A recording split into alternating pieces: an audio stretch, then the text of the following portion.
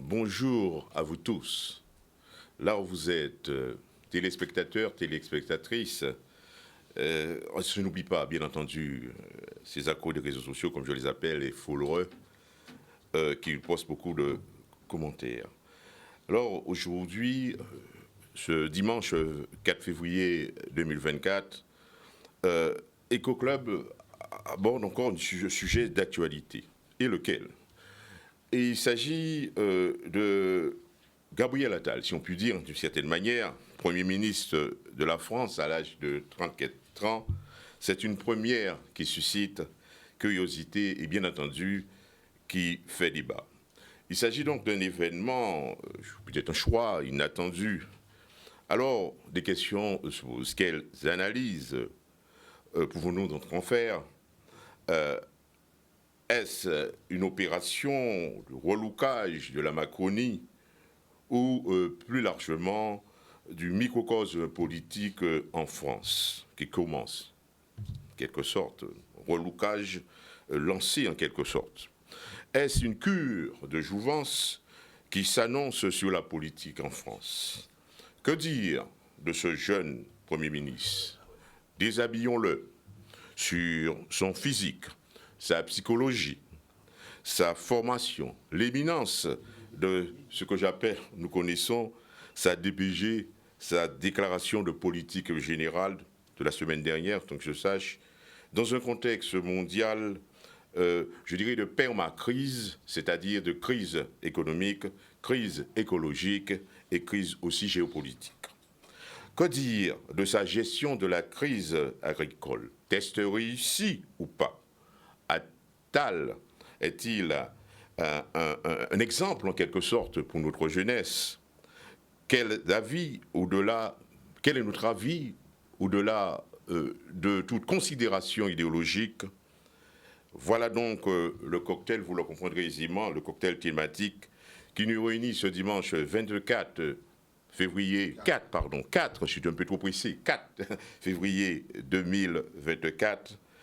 Donc, il s'agit donc pour nous, et nous sommes attendus sur ces 3 points, attendus donc par les téléspectateurs et les followers, et débat, analyse et peut-être réponse. Voilà donc, chers amis, notre thème de l'émission donc, de ce jour, l'émission donc intitulée « Premier ministre à 34 ans, les papis mécontents ». Le titre donc s'affichera donc à l'écran. Voilà, donc Premier ministre à 34 ans, les papis mécontents. Alors ce n'est pas un thème, je dirais, c'est une question, il y aura un petit point d'interrogation bien entendu après mécontent. Ce n'est pas un thème, je dirais, qui est déconnecté de la réalité, même si en ce moment nous vivons dans une ambiance, je dirais, de grande festivité sur le carnaval, c'est notre culture, mais il y a aussi cette réalité mondiale, cette réalité du global qui nous colle à la peau, et quelque part, EcoClub a aussi cette habitude de revenir sur les tendances qui se déclinent, et surtout quand elles découlent du global et du global, qui se décline sur le local. Voilà donc un peu pour quelques explications concernant ce thème. Alors avant d'arriver donc à vous, chers amis, il s'agit donc pour moi aussi d'adresser, je dirais ce bonjour, comme je le fais si régulièrement, à des connaissances, notamment de la commune du Môle. Il y a eu 2 personnes qui nous ont quittés, notamment des parents des amis. Je pense que c'est très forte, condoléances à cette famille Rouana, Saint-Prix, puisque il y a donc la mère de quelques amis qui se sont quittés. Aussi la famille Abbassi, du côté de Saint-Claude, Abbassi Yéyé, Abbassi du côté de Saint-Claude.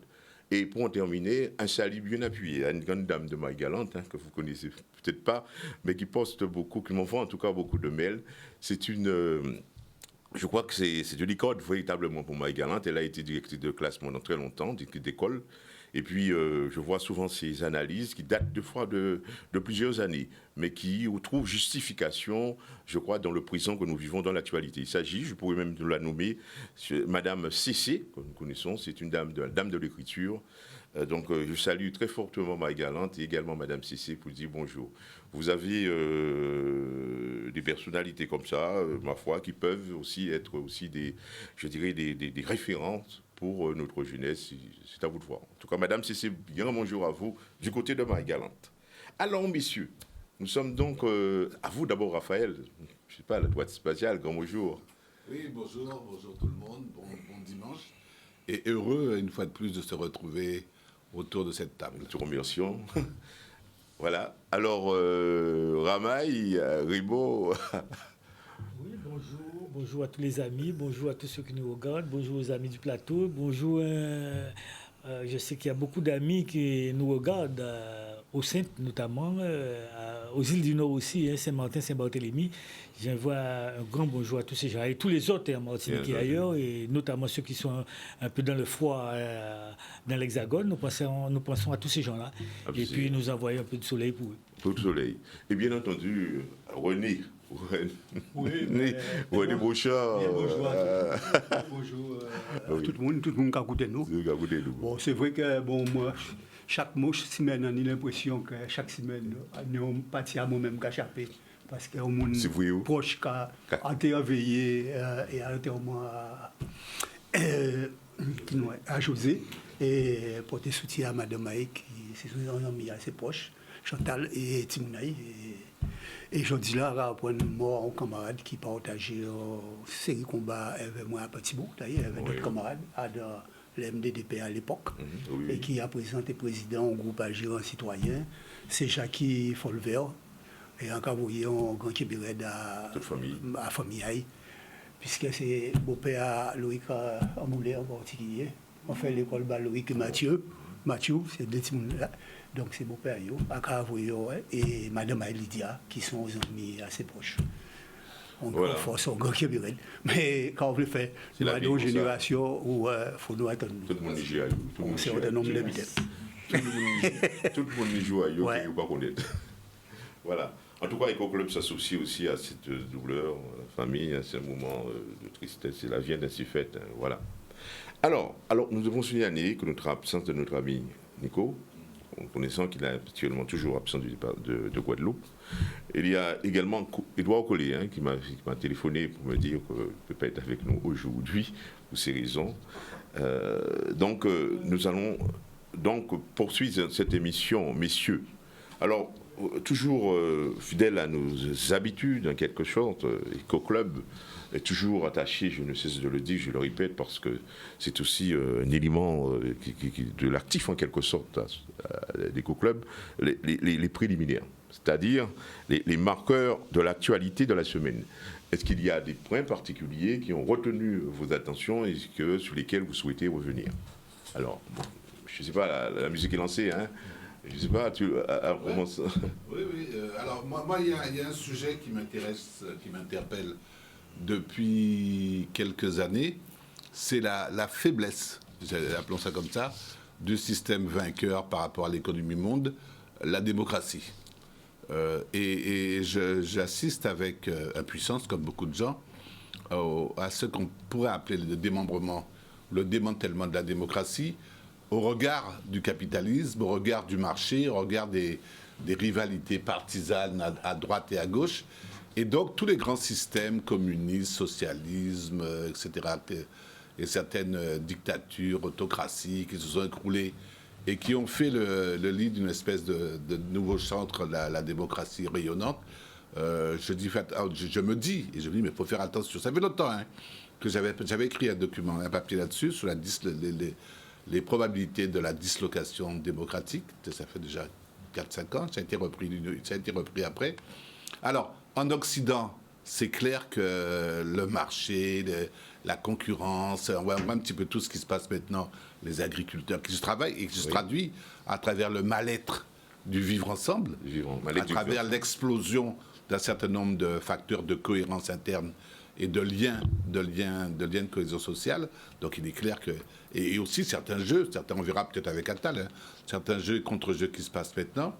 Et je m'étais dit que c'est peut-être la seule démocratie, enfin la seule qui risquait de tenir encore un peu, d'une certaine manière, c'était les États-Unis pour un tas de raisons de monopolistiques. Et là, cette semaine, j'ai vu un reportage qui m'a sidéré sur les rapports entre l'État fédéral et les États, les États fédérés, notamment par rapport à l'immigration. Oui. Et dans l'article, on parlait d'une possibilité de guerre de sécession. Ah oui. Ça veut dire que tous les États républicains, mais c'est républicain, oui. Mais c'est pas la coupure n'est pas républicain ou démocrate. Tous ces États-là qui sont donc frontaliers avec le Mexique, etc., et qui ont une forte immigration et qui veulent la régler d'une manière ou d'une autre par rapport à leur propre gouvernance étatique, sont opposés à l'État fédéral, donc qui lui a une autre approche de l'immigration, une autre approche des valeurs. Et on en est entre Biden et ces États, Texas, Californie et compagnie, à couteau tiré. On se posait deux questions. Une question historique, parce que ce sont quand même des États qui ont été piqués au Mexique historiquement. Donc ça, c'est très important. Et qui sont déjà repeuplés par les Mexicains, alors à travers l'immigration, à travers le marché, un certain nombre de... Mais donc ça, c'est la première chose. Et c'est des États qui sont largement hispanisants depuis longtemps.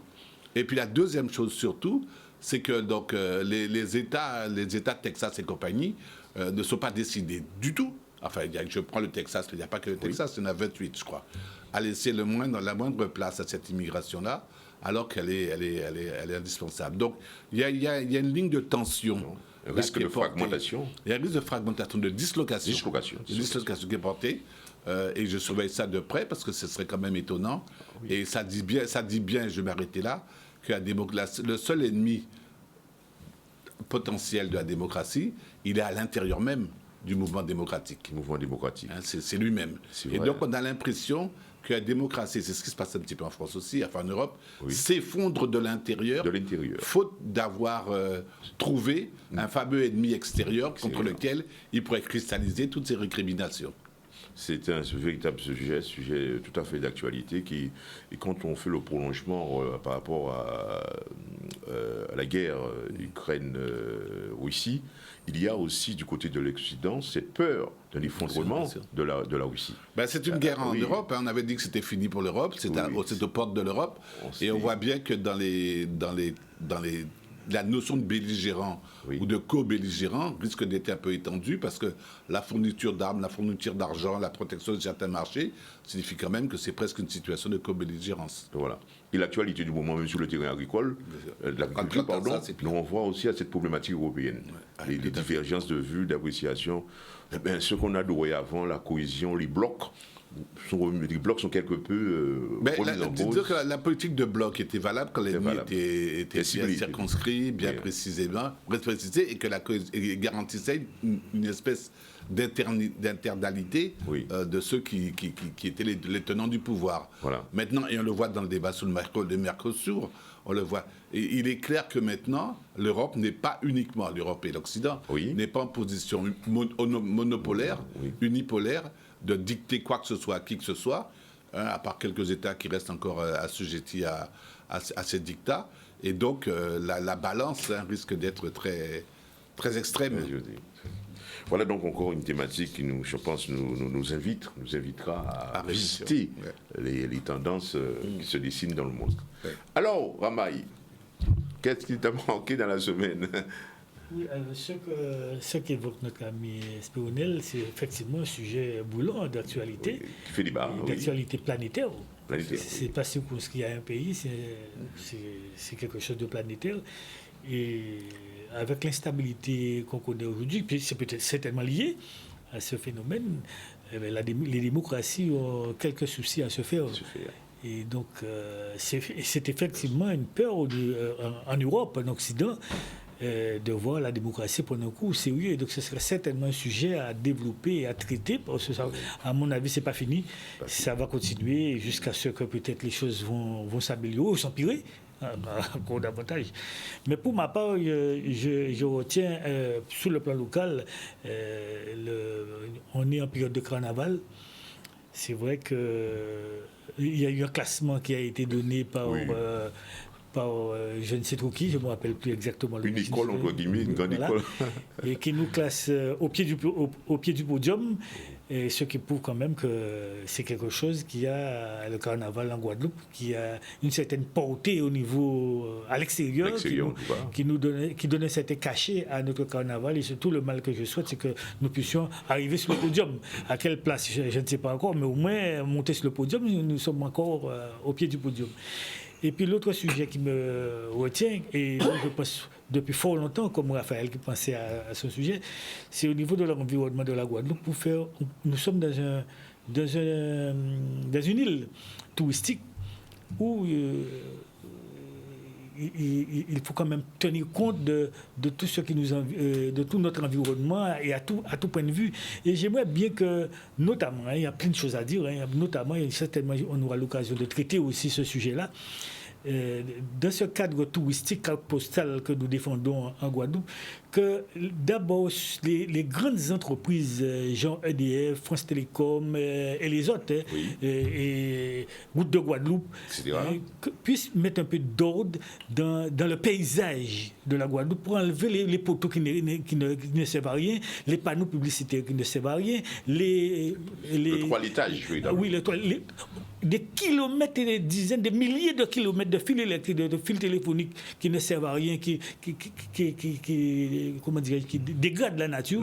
Qu'on puisse faire un nettoyage, un toilettage à ce niveau-là, et puis des vieilles voitures, quoi qu'il y en a de moins en moins, c'est concernant les vieilles voitures, de mettre un peu d'ordre à ce niveau-là aussi pour embellir un petit peu la Guadeloupe et débarrasser la Guadeloupe de toutes ces choses inutiles. Avec la fibre, il y a quasiment tout le réseau téléphonique à revoir et à démonter. Oui. En tout cas, une bonne large partie à démonter pour certainement ça va améliorer la qualité de vie, le visuel de la Guadeloupe. Le visuel de la Guadeloupe. Avoir quelque chose une Guadeloupe embellie. Mais il y a d'autres sujets encore, mais j'espère qu'on va traiter ce problème.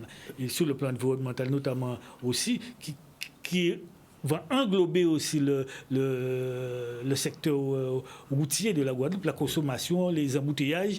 Il y a peut-être des solutions simples à adopter. Pour peut-être diminuer les gaz à effet de serre dus aux automobiles et aux embouteillages. Il y a certainement des solutions simples à apporter que nous allons citer pour pouvoir améliorer ce fonctionnement de tous les jours de la Guadeloupe. Plusieurs casquettes pour EcoClub, lanceur d'alerte aussi.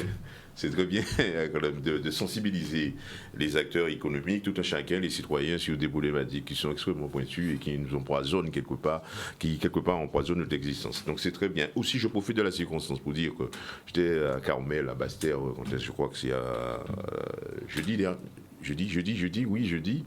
Et puis à l'enterrement, donc et puis j'ai pu me rendre compte qu'il y a du travail à faire. Les dents creuses. Il n'y a pas d'endroit véritablement. Ça, vraiment, ce sont des propos à l'endroit de notre chef de dignité de Basse-Terre. Je sais que c'est une équipe, mais il faut toiletter un petit peu Basse-Terre. Du côté de Carmel, on ne peut pas se garer. Il y a des dents creuses. Il y a des problèmes sans doute d'indivision dans tout cela. Mais quand on est habitué, je dirais par exemple à l'est de la Grande Terre, sans vouloir tirer un coup de chapeau, même à Moule, on voit qu'il y a eu un effort de toilettage de la ville. Mais je pense qu'on a aussi l'entamé. Mais il faut vraiment que du côté de Basse-Terre, c'est quelque part l'enfer où vous se garer quand on va dans l'enterrement, etc. Et donc, tout ça fait partie de l'environnement de la Guadeloupe, la Guadeloupe. Mais l'idée, juste pour ça, avant de passer à René, l'idée c'est toujours pareil. Il faut faire la Guadeloupe pour les Guadeloupéens. On est Guadeloupéens, il faut faire. Il faut à forcerie derrière pour les touristes. Mais il ne faut pas renverser le paradigme. C'est d'abord pour ceux qui y vivent et qui sont ici. Et donc si nous-mêmes on est gênés dans nos évolutions, dans la pollution de l'environnement, dans la pollution visuelle, dans la pollution des panneaux, c'est pas la peine. Si la Guadeloupe est sale, elle est sale pour nous, avant d'être sale pour les touristes. Oui, en tout cas, l'émission EcoClub est très suivie sur Basse-Terre, puisque j'y étais là-bas. Donc, je pense que le message sera bien transmis. C'est une œuvre collective, en quelque sorte, des Bastériens qui doivent comprendre qu'il faut nettoyer, qu'il faut régler les problèmes de dents creuses, etc. Alors, René, vous faites si maintenant, on est... Notamment pour aller dans creuses. Oui, les dents creuses. Pour aller dans creuses, ça va Basse-Terre, c'est tout côté. Tout côté. Même des côtés, quoi, voyez, non, mais ça bien gentil, hein, mais c'est tout le poème à s'ouvrir les questions à les indivisions. Les indivisions, à qui j'ai encore organisé une société. Et en partie qui dit l'on ne travaille des politiques publiques, ou bien mettez de l'eau. il y a tout là-dedans. Eh bien, oui, c'est les politiques publiques qui doivent être au service d'un objectif qu'on a fixé, un objectif politique qu'on a fixé. Alors, on va parler de politique, c'est-à-dire social, culturel, développement, économique, etc. Bon, le problème là, c'est est-ce que nous avons un objectif, est-ce que nous avons les moyens de fixer nos objectifs et de mettre en place des politiques publiques pour. C'est toute la question à l'heure actuelle qui est extrêmement importante en Guadeloupe. Mais si vous voulez, pour revenir un certain nombre d'habitants, que nous avons parlé tout à l'heure, et nous connaissons certainement à la Guadeloupe par la suite, il faut voir habitant, c'est que après effectivement effondrement, Raphaël dit, à tout un certain nombre d'autres modèles, modèles communistes, modèle démocratique. À ce niveau-là, ça, vous trouvez révélé du libéralisme triomphant. Et le libéralisme triomphant, ça baille la mondialisation. Oui. Ça baille la mondialisation. La globalisation. Et le problème là, c'est que ça, on va regarder la réalité à l'heure actuelle. Ça a effectivement déstabilisé les rapports mondiaux, mais ça permet un certain nombre de pays émergés et affirmés de plus en plus. Oui. Puisque ça, que le libéralisme triomphant dans les pays occidentaux est considéré comme des butins qui étaient inutiles que tu fait. Puisque tu as une idée. D'autres qui étaient à disposition pour te faire, etc. Il y a compte à moindre coût, il y a compte à l'heure actuelle que ça entraîne une déstabilisation totale des propres sociétés. De modèles à Pourquoi? Parce que, non, mais de propres sociétés, mais même pas modèles, oui, des modèles à quelque part, parce global. Que le retour fait que c'est les autres qui développent et produisent les autres qui développent, et que de plus en plus de contradictions qu'a développé un propre pays. Trump, il fait succès à l'équipe l'Amérique d'abord, c'était c'est-à-dire tout ça qui vient de dehors, il faut nous bloquer ça, c'est d'abord l'Amérique, etc. En France, ce problème-là, ça est en train de poser à l'heure actuelle. Et on voit ça au niveau de l'immigration. Tout le temps, l'immigration, c'est une immigration servile. Tu es capable de permettre justement de faire tâches que les sociétés développées occidentales pas voulu faire. Eh bien, pas de problème, tout le monde a accepté l'immigration sans problème et tout ça, mais on voit l'immigration affirmée et que les immigrés affirmés en tant que descendants d'émigrés, qu'ils ont porté propre personnalité, identité culturelle dans le bien commun, ça a commencé à venir, attention, il n'y a pas trop loin, il n'y a pas pour placer nous. Et ça a développé des contradictions dans ces sociétés-là que nous pouvons voir à l'heure actuelle, avec toutes les fameuses lois et tout ça qu'il n'y a pas publié. Ou créons un appel d'air vis-à-vis de l'extérieur, après qu'on ait colonisé ces pays-là, ça a été occupé. Ou créons un appel d'air en disant qu'à Casa, c'est mieux qu'à Casa, eh bien, appel d'air là, ça, on est contre moi. Si bien que nous déstabilisation, et au Texas, ni des raisons historiques, Texas, Californie, moi, là, on voit en Cali, par exemple, ça arrive moins des fois à Miami. Eh bien, Pagnol là, bien pas autant pour moi qui est anglais là. C'est-à-dire qu'on va parler de ce coup de Pagnol, c'est plus facile pour moi, puisque et surtout qu'il y a une immigration aussi canadienne, etc., québécoise, on va parler français, et de plus en plus haïtienne, on va parler créole. Donc, le Texas, c'est même bien, tout c'est bien ça. Et si vous voulez, problème essentiellement qu'à poser, c'est qui place à descendants, à les immigrés, à deux sociétés-là, qui a posé un certain nombre de problèmes. Tout le temps, ils ont été subalternes. Ça va, à présent, qu'ils n'ont pas subalternes, ça a commencé à poser plus de problèmes. Voilà. Donc, si vous voulez, c'est tous ces problèmes de gouvernance-là qui y a dans cette société-là. On fait signe d'une petite page de publicité. Donc, publicité, comme on dit, télévision, pas magie sans publicité. Nous reviendrons tout à l'heure sur le plateau. Alors, voilà donc, après cette courte page donc, publicitaire, nous nous retrouvons ici à la commission Éco-Club, toujours au niveau des préliminaires. Nous sommes dans des préliminaires, un quart d'heure d'émission préliminaire. Alors, messieurs, par rapport à ce qui a été dit, ou du moins de prolongement même de ce qui ont pu marquer votre attention la semaine dernière.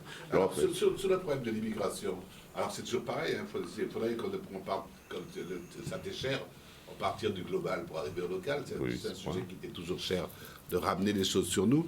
Mais je dirais que, à la suite de ce que disait René, c'est terrible ce qui se passe. Alors, c'est toujours pareil parce qu'il y a beaucoup de précautions à avoir de ce qu'on dit. On n'est pas dans la prédiction, on n'est pas là pour tirer, on ne lit pas dans le marque à café.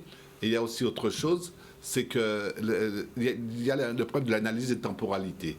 Ça veut dire que les échéances, quand on se projette sur 5, 10, 15 ans, 20 ans et qu'on fait de la prospective, c'est toujours très difficile maintenant parce que les environnements sont trop incertains. Mais ce qui se pose, c'est que ce qui est sûr, alors du passé à aujourd'hui, c'est que l'immigration, globalement, le statut d'immigration et des peuples qui envoyaient des gens en immigration dans l'agriculture, dans les bas métiers, des choses comme ça, c'est passé d'un statut de 5e roue du carrosse à un statut de carrosse lui-même. Pour beaucoup de pays, l'immigration est le carrosse qui fait marcher l'économie. Or, avec cette immigration, il y a deux phénomènes qui se passent. D'une part, un phénomène de pression démographique, parce que l'immigration produit des enfants, des choses comme ça. Il y a un deuxième problème de dépendance socio-économique. C'est-à-dire que si elle n'est plus là, les pays s'écroulent. On le voit aux États-Unis par rapport à la production maraîchère, on le voit en Guadeloupe par rapport à la canne, ou des choses comme ça, des choses comme ça, les produits maraîchers. Et on le voit en France aussi, avec certains trafics qu'il y a. Alors, le truc le plus scandaleux qu'il y a en France dans ce même domaine-là, c'est le statut des médecins à l'hôpital. Vous avez un paquet de médecins africains qui sont à 1 000, 1 500 euros. Et bien médecins, pour compenser le manquement des médecins. Le déficit des médecins hospitaliers en France, et qui sont en situation de main-d'œuvre exploitée, exploitable, etc., etc. Donc, il y a l'ensemble, bien qu'il y ait une configuration socio-politico-démographique qui pèse lourd sur les pays démocratiques et qui vont nécessiter des régulations politique. Alors ça, personne ne veut le faire parce que ça, c'est l'impensé de la démocratie. Quel prix actuellement, qu'on n'a plus la même mise sur les pays du tiers-monde, qu'on n'a plus la même mise sur les produits distribués, redistribués, etc., sur l'exportation et tout, quel prix on va payer pour garder l'État dans une pseudo-démocratie d'apparence? C'est le problème des agriculteurs. Le problème des agriculteurs, c'est inadmissible. Un agriculteur, il y a un gars qui disait... 1 kilo de pommes qui sort de chez lui est à 35 €, ça fait 20 km, ça arrive chez Leclerc. Bon, je dis Leclerc parce qu'il y a dit Leclerc, ça coûte 3,50 €. Attends, c'est pas la peine de sortir de Jupiter pour se dire qu'il y a un problème quelque part. Et qui gagne? Bon, toutes ces histoires. Alors, peut-être que maintenant on a colmaté un peu la brèche par rapport à la revendication des agriculteurs maintenant, mais il est clair que le problème reste entier et que le Mercosur qui vient derrière, les rapports avec le Brésil qui vient derrière, même pour nous, les rapports avec mais bien sûr, par rapport à la production, par rapport à l'alimentation, il faut bien que les gens mangent et on tire les prix les plus bas, mais les marges existent quand même. Où est-ce qu'elles existent? Et qui va attaquer ces politiques de marge? On verra bien ce qui va se passer. Mais c'est ça le danger pour la démocratie. Ne pas oser poser le problème tel qu'il est. Ça veut dire au niveau du vécu des gens, et non pas simplement au niveau des algorithmes économiques, et puis d'autre part, avoir le courage politique de dire, bon, ben, on fait... c'est pas le repli sur soi, mais c'est au moins l'intérêt de nos propres populations. Tout à fait. Ce sont des questions aussi sur lesquelles ils doivent peut-être étudier encore, approfondir. Alors, il y a des réactions là-dessus, non? Non, ça, c'est que là, nous, en Guadeloupe, nous avons subi tous ces bêtises ça encore plus fort. Pourquoi? Parce que en principe, nous devons protéger si nous sommes pays ACP ou etc. Mais nous pas pays, nous dit européens. Donc nous avons trouvé nous livrés à la libre concurrence alors que nous sommes dans la soumission. Nous sommes un petit pays qui ne peut pas résister à une sorte de flot extérieur là ça. Et qui a coulé s'il valide des dispositions qu'on va prendre pour empêcher justement subir ces contre-coups à ces politiques-là. Ça. Débat à venir. Alors. Oui, juste pour dire que le système nous a conduit à ce phénomène de mondialisation. Et aujourd'hui, on a quasiment le revers de la mondialisation. On doit revoir le fonctionnement. Donc, est-ce que cette forme de mondialisation, c'est bien cette forme-là qu'il faut garder, ou alors il faut assouplir, modifier, arranger pour chercher une plus grande stabilité, je dirais, économique, mais aussi d'exode sur la planète, des ressortissants de pays riches qui affluent vers les pays pauvres qui affluent vers les pays riches. Donc je pense que là, il faudrait revoir plus ce système pour pouvoir stabiliser ce phénomène. Soyons clairs, Raymond, quand tu dis qu'il faut revoir. Les systèmes d'analyse de ce que tu dis, la mondialisation heureuse ou la mondialisation, etc., et les conséquences que ça a, c'est très, très bien connu. Hein. Bon, ce qui reste, c'est les décisions politiques à prendre. Et strictement politiques, puisqu'on va parler de politique. À prendre pour savoir qui on défend, quel type de systémique on défend. Est-ce que c'est un ultralibéralisme pour 4 ou 5 familles ou des choses comme ça, ou est-ce qu'on se retourne vers le peuple qui vous a quand même amené là et pour lequel vous êtes censé servir? C'est pourquoi on constate que la tâche n'est pas facile. Maintenant, on a connu par le passé des crises bien identifiées. Mais maintenant, nous avons tout un ensemble de crises, la terminologie de permacrise, avec toute sa complexité écologique, économique, et aussi démographique, Pour faire une légère comparaison, à un moment donné, le système communiste international avait voulu faire cette division du travail. L'Union soviétique Bien sûr. Oui. a fait cette division du travail. Et tu as vu où ça a amené, ça a amené Cuba. Et Cuba a rendu compte de ça, des dépendances là qui a fait là, au point que là, le système là est effondré, Cuba est retrouvé encore à d'autres difficultés. Pourquoi? Alors qu'il a tenu toutes les ressources. Et il a changé radicalement politique par rapport à ça. Là, c'est effectivement le fait qu'il y a souvent Bargo, ou Melio encore, ou Barrio, tout ça. Mais si vous voulez, à partir du moment où on a fait ces qualités politiques là, ça, il faut savoir que c'est son butin à contresens. Hein. Bon. Oui. Oui. Alors, juste pour vous dire, parce que là, non, oui, on va en passer tout à l'heure. Ce qu'il faut comprendre, c'est que donc, le marché a envahi le domaine de l'économie. Oui. Dans le marché qui a envahi le domaine de l'économie, la financiarisation de l'économie a été encore plus forte et les régulations politiques ne sont pas faites. C'est pas la hauteur. Donc, il n'y a pas eu de régulation. Et donc, le marché est parti vers de la financiarisation. Et le fruit, c'est ce qu'on a maintenant. C'est ce qu'on a maintenant. Bien, on reviendra par la suite sur ce sujet, je pense, dans le cadre d'une thématique, puisque nous sommes là à analyser, à réfléchir là-dessus.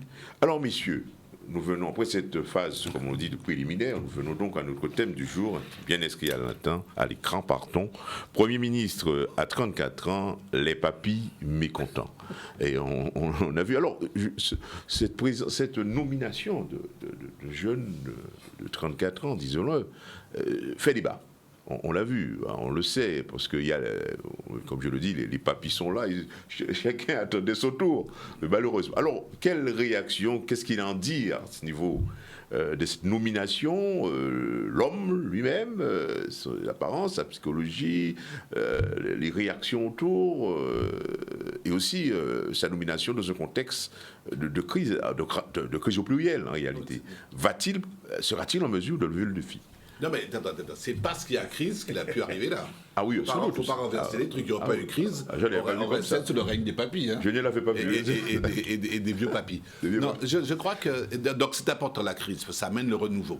En principe, ça appelle au renouveau. Ça c'est bien. Ça appelle à la remise en cause des processus, des procédures. Il faut voir différemment. Il est clair que la crise invite à l'initiative. Sauf que là, on est dans un truc tout à fait particulier.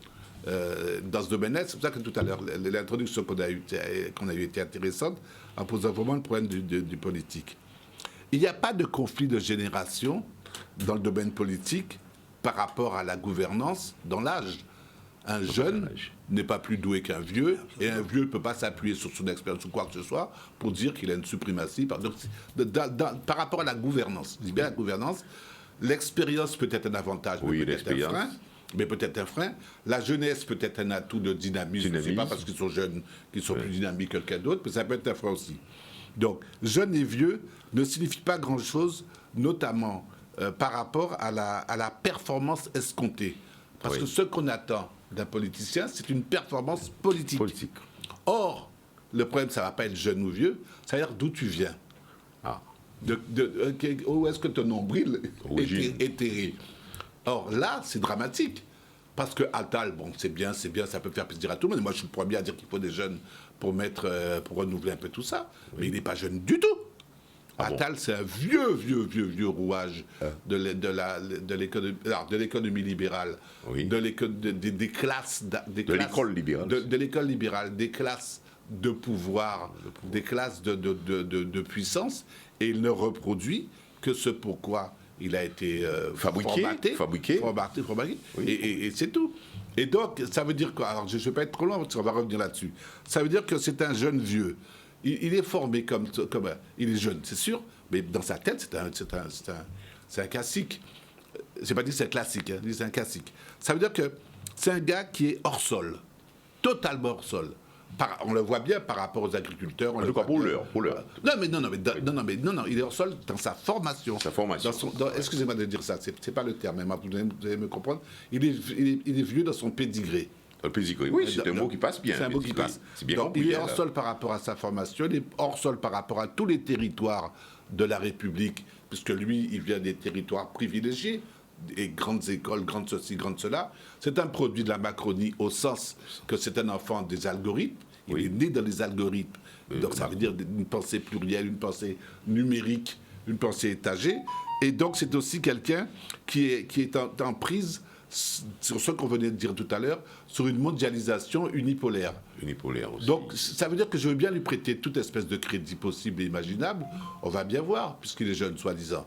Mais je n'attends pas grand-chose de lui parce qu'il fait partie d'un système économique de pensée qui est celui qui est mis à l'épreuve maintenant par toutes les crises que nous vivons. Oui, voilà. En tout cas, c'est une approche aussi extrêmement intéressante. Je crois qu'on est là pour en débattre. Hein.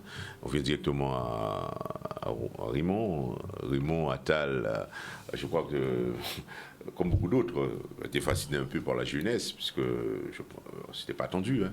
On attendait bien d'autres. Il y avait le ministre de l'économie, Le Maire. Oui, mais il n'était pas attendu, non, parce que il n'est pas attendu. Hein, non, on prête à la jeunesse, nous-mêmes, par définition, trop d'attributs qui sont des chèques en blanc. Des chèques en blanc. Politiquement. Alors, politiquement. Alors, Raymond Ramaille, que tu ressenti là-dessus? Alors, concernant le Premier ministre actuel, bon, de par ma profession, c'était la profession d'enseignant, c'est de former des jeunes pour être dépassés. Si on a bien réussi en tant qu'enseignant, c'est pour que les élèves doivent dépasser le maître. Ah oui, ça c'est une bonne formule. Hein. De ce point de vue-là, ça ne pose aucun problème pour moi. Donc, c'est un cheminement qui ne me pose pas de problème, classique, et qui, moi, j'ai toujours, peut-être une déformation professionnelle, fait confiance aux jeunes. Et ma foi...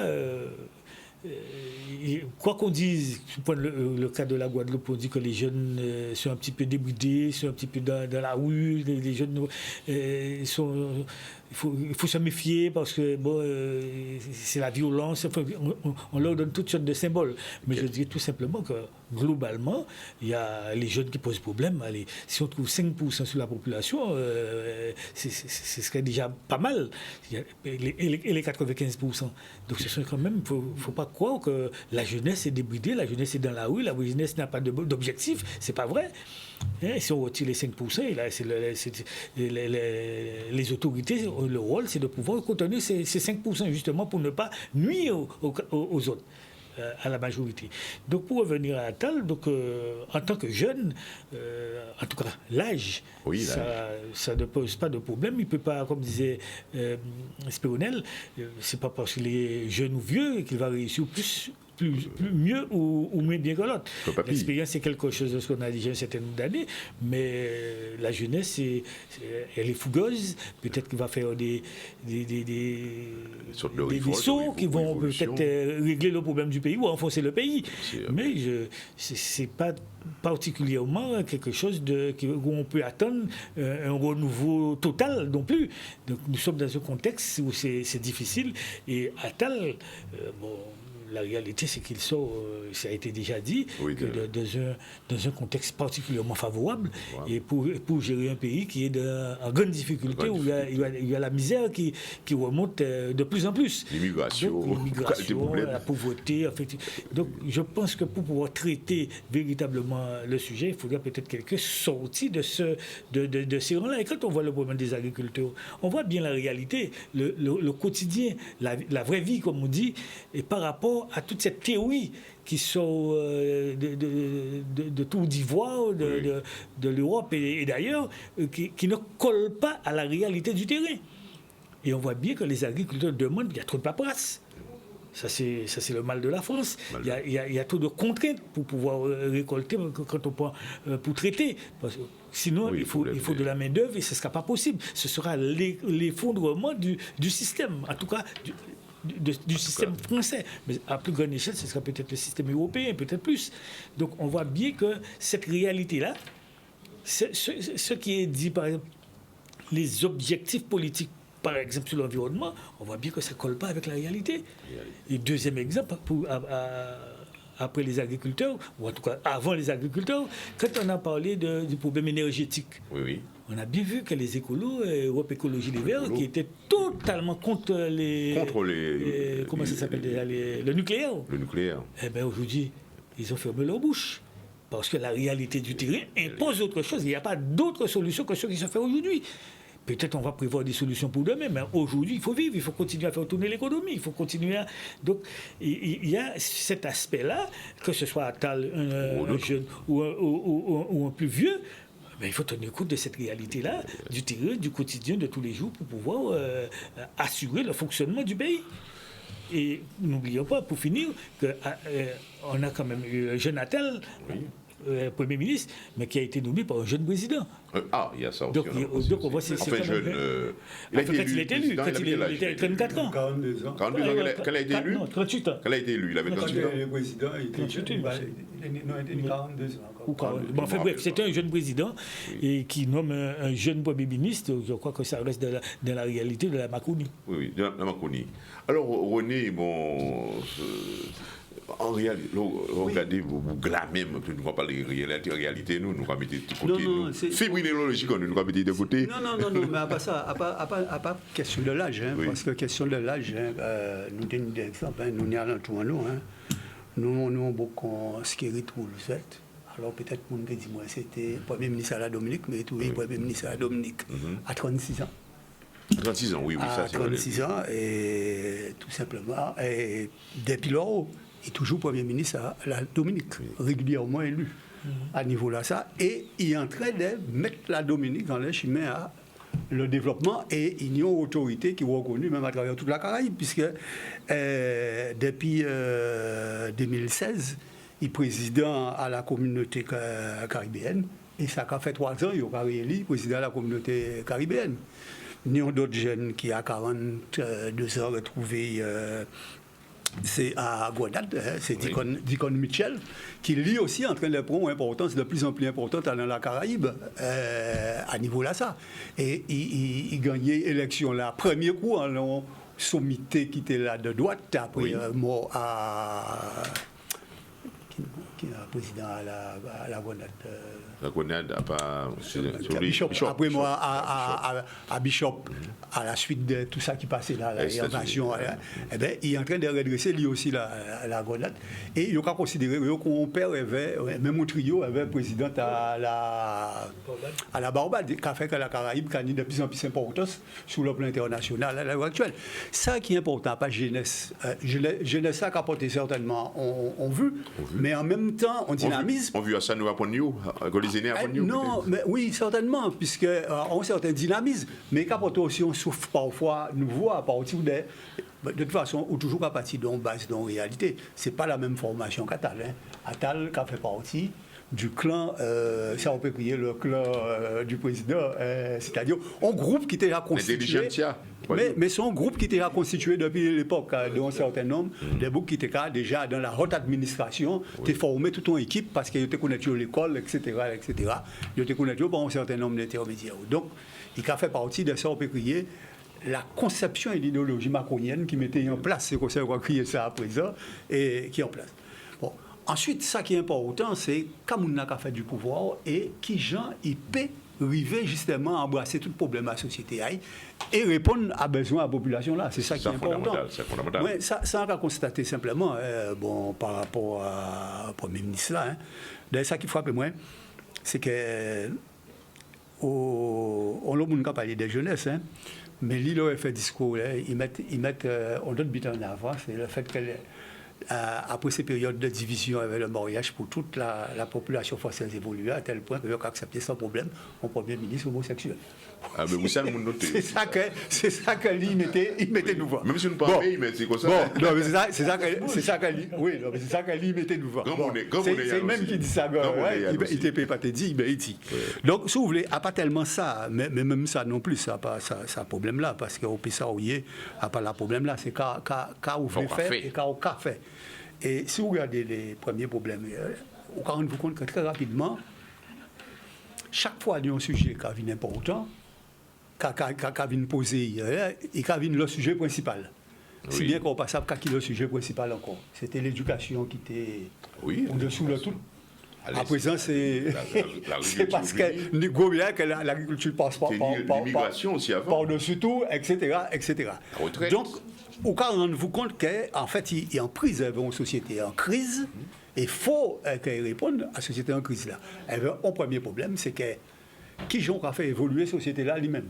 Parce que ça a demandé tout un changement de paradigme dans la société française pour résoudre le problème à la paysannerie. On a signaler que même les problèmes à la paysannerie, le problème là pour résoudre. Oui, il faut résoudre parce que on lié avec l'Europe et puis en même temps, disant à la paysannerie française, pourquoi voit ça ces jours-là, c'est le FDC, le débat qu'a fait un DIRAI.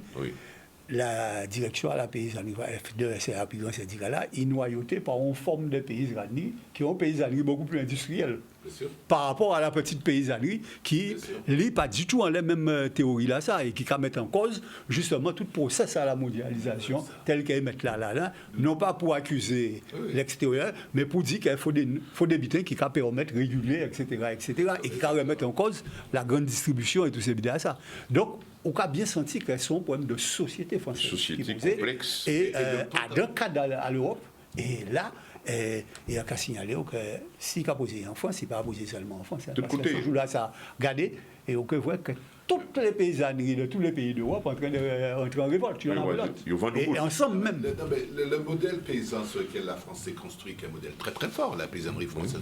On en est maintenant, prenons les chiffres, à 600 suicides par an. Oui, on en parle d'ailleurs. Un éclatement total des petites entreprises, pas de transmission. Vieillissement de la population, modèle générique qui évolue vers les sociétés industrielles. Ça veut dire que, je reviens à ce que je disais tout à l'heure, c'est une problématique de dislocation. Et de dislocation sociétale. Alors, tu poses la question, les papis mécontents. Mais qui sont les papis? Les papis, c'est nous, hein. C'est les ex-baby boomers. Oui, ah là là, ça c'est les ex. Donc ceux qui ont vécu les 30 glorieuses, la mondialisation, la croissance économique, la belle croissance, l'État-providence et compagnie. Donc, alors ça se divise en trois. Ceux qui sont dans le système, ceux qui sont anti-système et ceux qui sont ailleurs, je ne sais pas où. Ceux qui sont dans le système, il est clair qu'ils sont frustrés. Ils sont frustrés parce qu'ils auraient dû être les héritiers. Du système. Sauf ceux qui sont rentrés dans les fondamentaux du système, effectivement, dans le jeu de la représentation élective, et qui ont trouvé une place, une demi-place ou un truc comme ça. Et il y en a beaucoup. Et ceux qui n'ont pas trouvé des places ont trouvé des jetons de présence dans la redistribution systémique ou systématique, ils s'en sortent. Donc ça va à peu près, mais ils sont frustrés quand même, parce que la nouvelle génération qui arrive leur est passée dessus, ils n'ont rien compris. Les anti-systèmes, alors là encore, il y a deux trucs. Il y a des anti-systèmes qui vivent du système. Il y a des anti-systèmes, les vieux trotskistes, les vieux maoïstes, les vieux spéronels, les vieux machins comme ça, qui rêvent d'un monde qui n'arrive pas du tout, qui n'est pas prêt d'arriver, et qui sont encore dans la nostalgie, qui sont dans la frustration, mais par rapport à un ailleurs qu'ils ne savent pas. Et puis le problème qu'il y a en France, c'est tous les silencieux. Ça veut dire toute cette espèce de masse absolument incroyable de gens qui ne votent pas, qui ne se prononcent pas, qui disent rien, qui ne proposent pas d'analyse ou d'alternative, et qui sont là, ventre mou du système, à attendre on ne sait pas quoi, on ne sait pas comment, et qui sont des réserves. Alors, est-ce que ce sont des réserves révolutionnaires? Oui, alors pas au sens de 1789, mais oui au sens des Gilets jaunes, oui au sens des agriculteurs qui vont dans les rues, mais est-ce qu'ils sont mobilisables? C'est la même question qu'on pourrait demander à Élie Domota par rapport à ça. Est-ce qu'ils sont mobilisables autrement que dans des irruptions sociales, sociétales, momentanées? Je ne sais pas. Et est-ce qu'ils sont mobilisés? Est-ce qu'ils sont dans une vision obligatoirement révolutionnaire? Je ne sais pas. On voit plus révolutionnaire et à long terme. Oui, non, mais si tu veux, il y a un phénomène que je peux mettre en parallèle. C'est le phénomène des élections présidentielles. Où, premier tour, Mélenchon 60% des voix. Deuxième tour, Le Pen, manifestement, ce n'était pas un vote qui manifeste un choix idéologique, mais le rejet de quelque chose d'autre. Donc, si tu fondamentalement, bien qu'il faut mettre encore des bémols dans tout ce que je viens de dire là, par rapport aux différentes sensibilités, mais ça te montre ça. Pour ceux qui ont voté, je parle pour les autres qui sont restés à regarder en disant allez, laissez ces messieurs faire vite à manger mon choix, il va pas amener de ça. Alors, ce qui est intéressant, effectivement, par rapport à ce que dit René, c'est les verrous, les clés. La clé, c'est le vote. Et donc, qui ouvre la porte à la démocratie représentative. Hein. Mais cette clé est verrouillée, ou elle est rouillée en tout cas. Oui. Parce que manifestement, le vote, comme on ne sait pas quoi faire des votes blancs, on ne sait pas quoi faire des votes nuls, on ne sait pas quoi faire des gens qui ne votent pas, et qui sont largement majoritaires depuis longtemps, il est clair que l'analyse par le vote et de la représentativité par la démocratie élective, elle pose problème. Nous interpelle en tout cas. Elle interpelle, parce que manifestement... Donc, alors, le reste, c'est quoi? Il y a cette première dimension-là. La deuxième dimension qui est absolument insaisissable par une sociologie politique, ce sont les consommateurs. Les consommateurs on n'est pas des citoyens, on est avant tout des consommateurs. Et on a peur de quoi? On a peur que notre pouvoir d'achat ou que notre indice de consommation diminue, parce que quelque part, il y a eu un grand embourgeoisement de l'ensemble de la population, et ce qu'attendent les petits bourgeois, comme dirait Jacques Brel, c'est qu'on les nourrisse. Hein. Avant de rebondir avec Raymond Amaille, une petite page de publicité, signe, et donc la dernière page de publicité, et ensuite nous allons progresser dans cette émission. Voilà, nous sommes donc de retour après cette page publicitaire. Alors, le thème donc, faut-il le rappeler, Premier ministre à 34 ans, les papilles mécontents.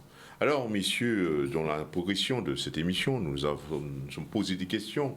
S'agit-il donc du relookage de la Macronie ou encore du microcosme politique en France?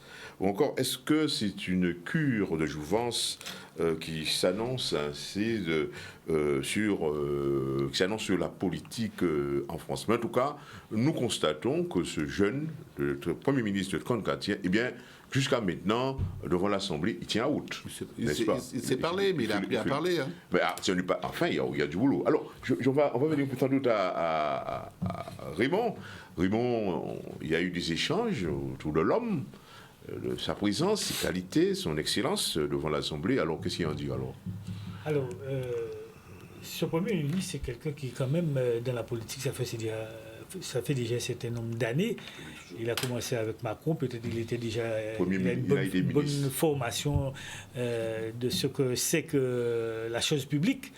Donc c'est pas quelqu'un qui arrive, qui tombe comme un cheveu sous la soupe. Donc il a quand même déjà un passé derrière lui. Et si Macron a reconnu en lui quelqu'un pouvant être Premier ministre, c'est parce que il considère qu'il a l'étoffe, l'épaisseur qu'il faut. Le charisme qu'il faut. Et quoi qu'on dise, jusqu'ici, bon, il est fraîchement arrivé à Premier ministre, mais il était déjà là, on le connaît déjà, c'est déjà en France.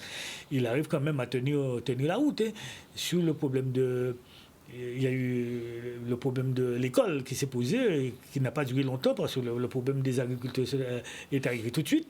Mais on sent bien qu'il a le verbe, qu'il a une certaine maîtrise, en tout cas pour ce qui concerne son camp, et pour pouvoir éteindre le feu. Absolument. Et sur le problème de l'agriculture, on voit bien que c'est pas simple. Hein. Le problème de l'agriculture en France, c'est quelque chose de particulièrement compliqué. Et les premiers jours, c'est comme tout chacun, il a fait un peu de l'observation, il a pris des contacts, il s'est déplacé, il n'a jamais abandonné le terrain. Et ce qui est très important aussi aux yeux des agriculteurs, de ceux qui sont en mouvement. Et il a pu établir un dialogue. Il n'a pas eu de rejet, on n'a pas entendu, en tout cas, sur les chaînes que j'ai suivies, on n'a pas entendu d'Attal d'émission. Donc on a senti qu'il tenait un peu le fil de la chose pour mener à bien, en tout cas selon lui, trouver des solutions pour emmener aux agriculteurs. Bon, maintenant, est-ce qu'il a gagné, est-ce qu'il a perdu? Tout ce qu'on peut dire, c'est qu'il a quand même pu évacuer les routes et les autoroutes. Oui. Donc il y a eu un déblocage en France, mais je ne pense pas que ce soit quelque chose de un feu véritablement éteint. Et le problème de l'agriculture, il y a le problème de revenus des agriculteurs. C'est un gros problème pour les agriculteurs, et ça fait un moment que ça dure. Ce sont des gens qui travaillent beaucoup de travail dans la semaine, des travaux plutôt difficiles, très physiques. Donc, avoir gagné 1 000 euros, parfois moins de 1 000 euros ou 1 500 euros par mois, c'est quand même pas en corrélation avec le travail qui est fourni. Et quand on voit le prix des produits, que ça sort de l'étable ou des champs, et le prix qu'on achète dans la grande distribution, on voit qu'il y a une énorme différence entre les deux. Donc il y a quelque chose à faire à ce niveau-là. Alors, pour faire le parallèle avec ici, en Guadeloupe, on voit bien, en Guadeloupe, le problème ne se pose pas tout à fait de la même manière, en tout cas pas en totalité selon moi.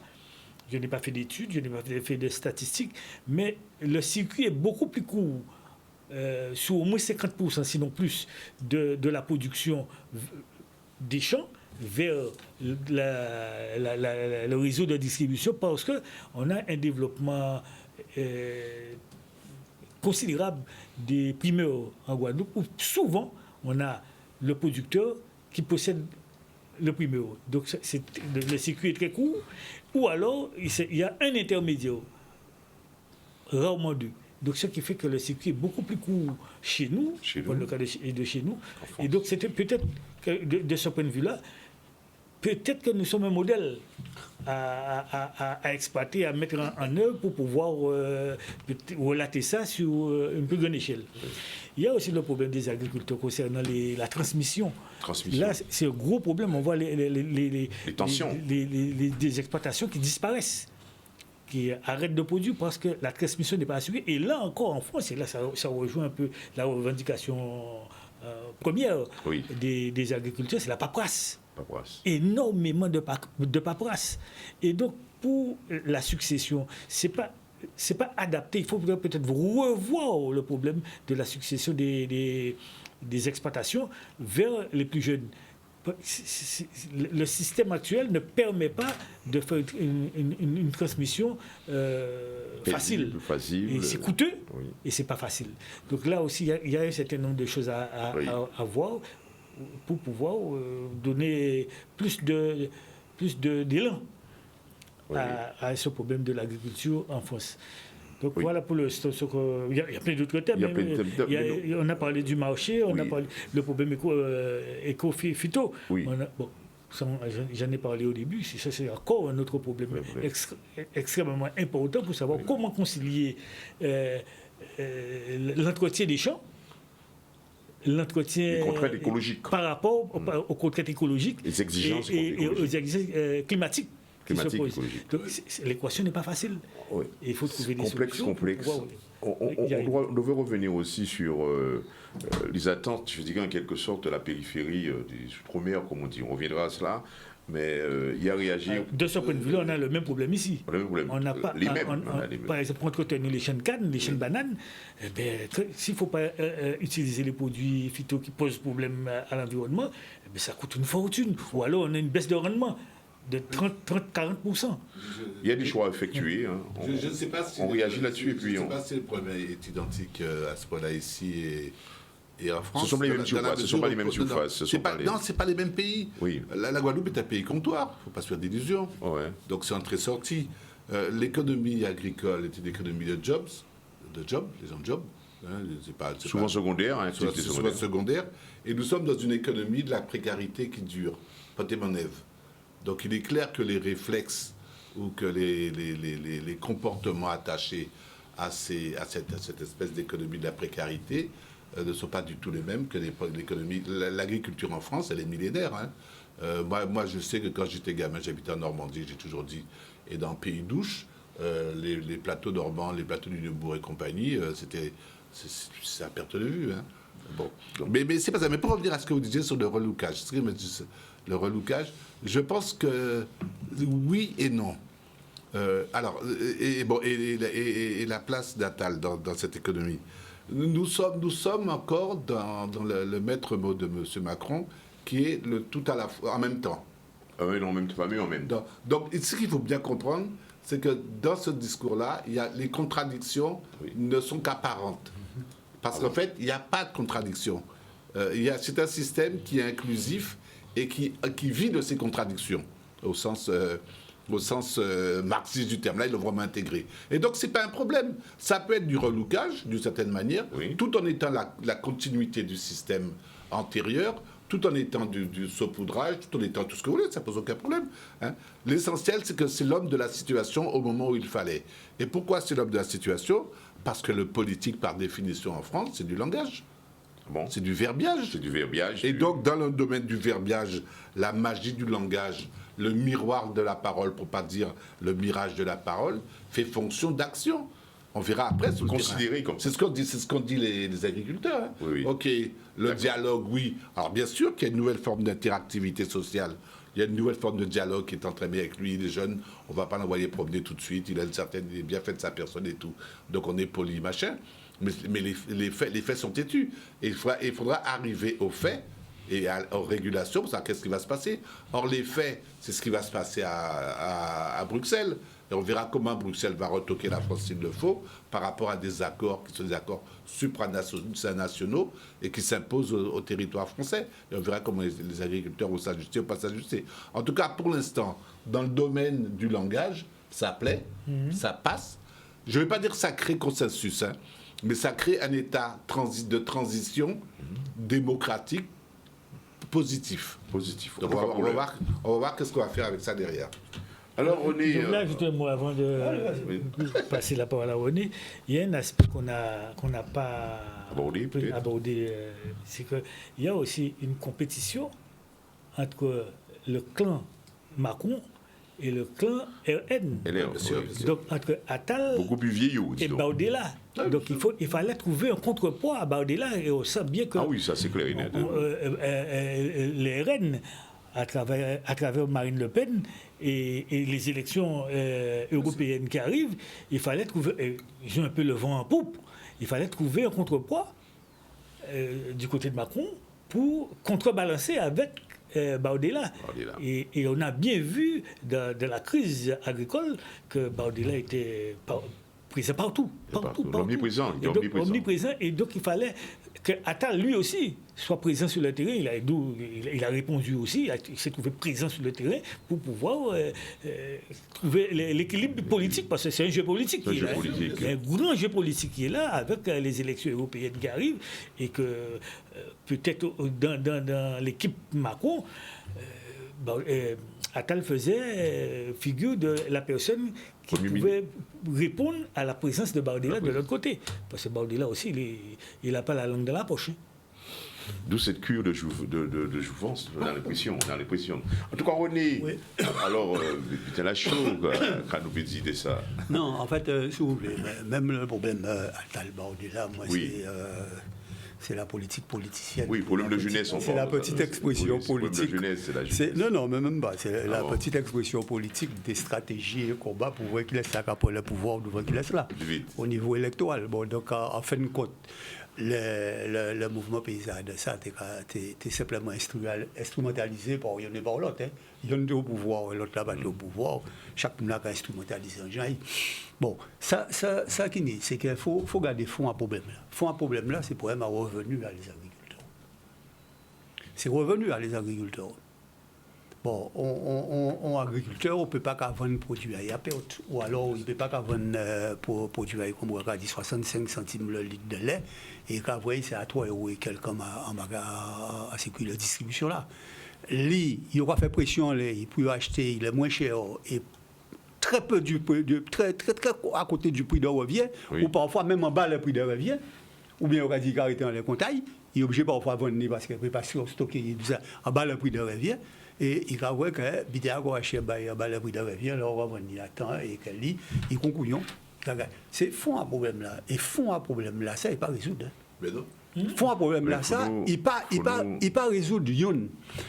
En Guadeloupe, si vous voulez, puisqu'on a parlé de proximité et autres, d'ailleurs, nous avons un certain nombre de paysans français qui est adopté depuis un moment aussi ce type de solution là. Il n'y a pas fait la proximité. Hein. Oui, la proximité. Il y a des paysans français, ça il y a fait parfois. Il y a groupé à Détroit. Et puis, il y a monté en même temps, on sort des magasins de vente de fruits.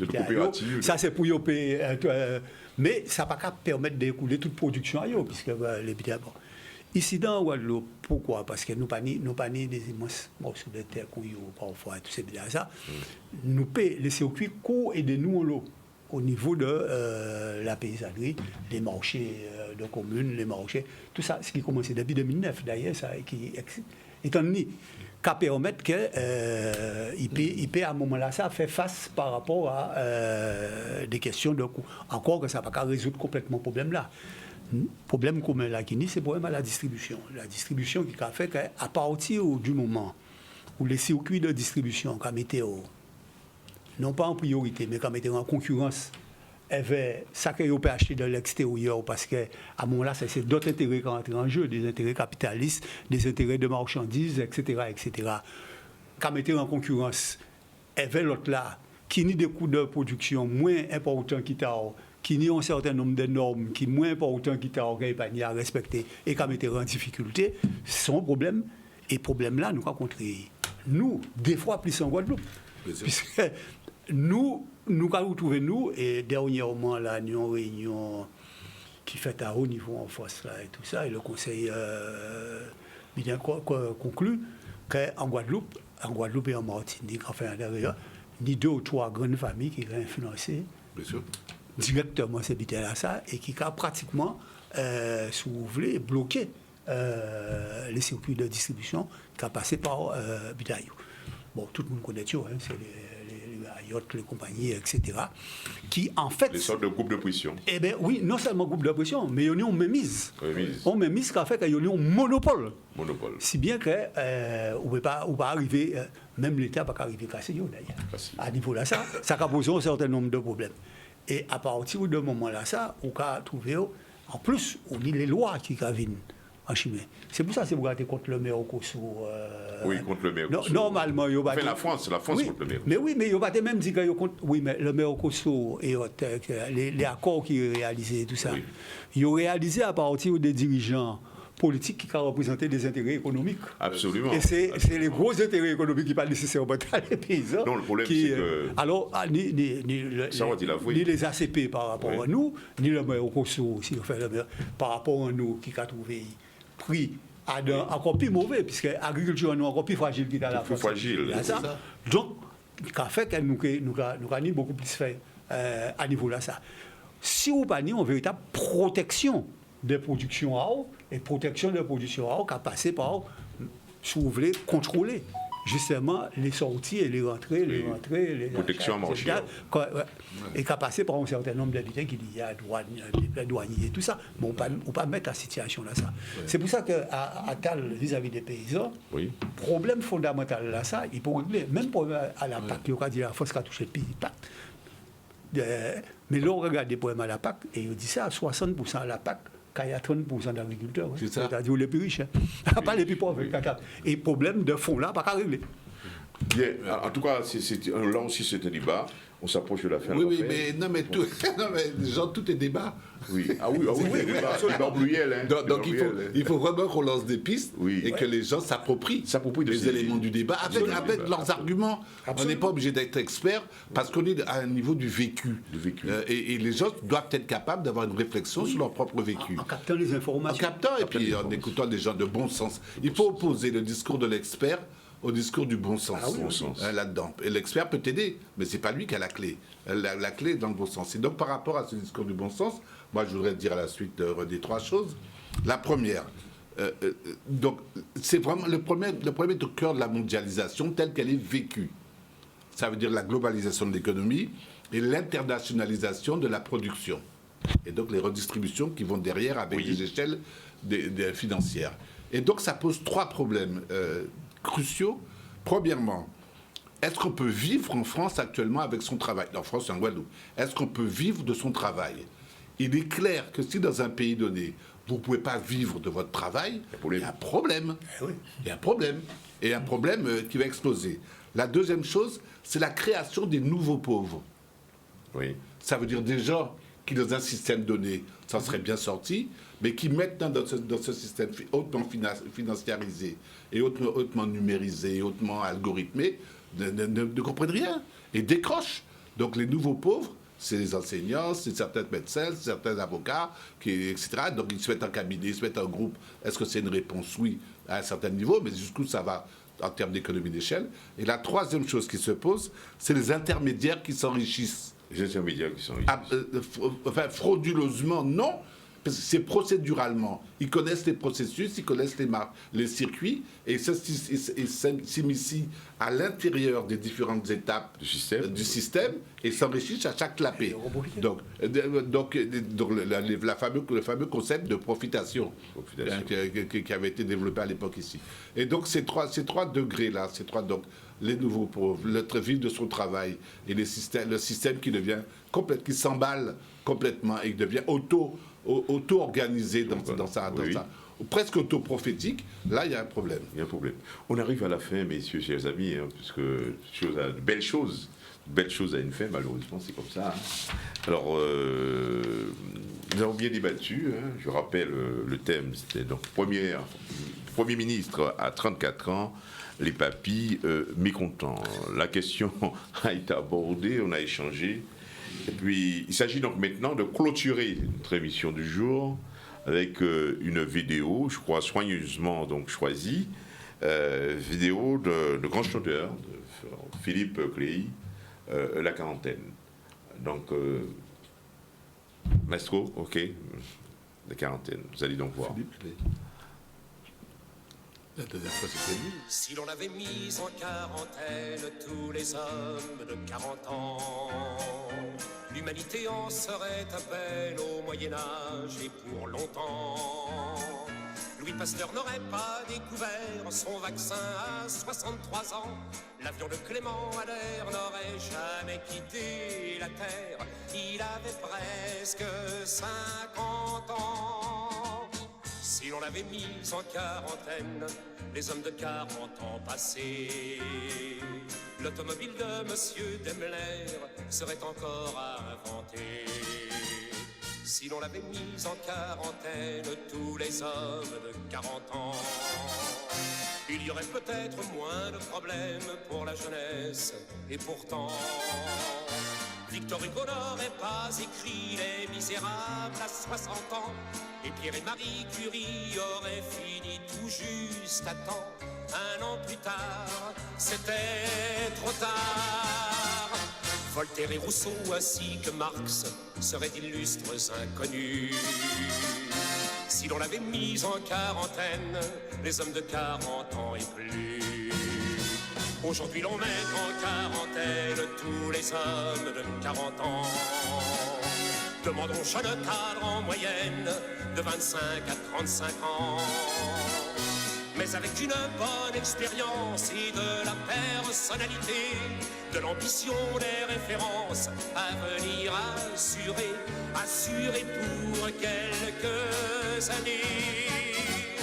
Puisqu'ils ne seront en quarantaine qu'à 40 ans et pas avant. Ils auront le temps de prospecter pour ne pas se retrouver sur le pavé. Non, ne mettez plus en quarantaine tous les hommes de 40 ans. Sous prétexte que la vie moderne vous fait un homme à 17 ans. Souvenez-vous, à 43 ans, un certain John F. Kennedy était un tout jeune président. Alors, à mon avis, il faudrait leur laisser le temps.